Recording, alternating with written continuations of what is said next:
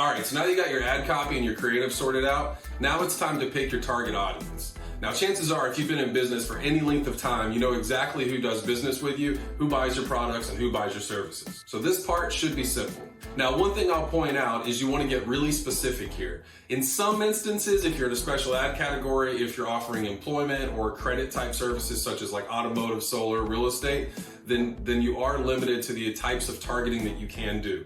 But if you're in any other industry other than that, you want to get really specific. You can target by age, location, certain key interests, so on and so forth. And each of our training packages actually include target audiences that you should target that we've had the best success with. Now, every now and then, even if you're in a special ad category, depending on what your ad creative and your copy actually says, then chances are a lot of times you can kind of skim underneath the surface and you won't get caught, or maybe you can run your ad for a little bit before Facebook catches it and flags it and removes it.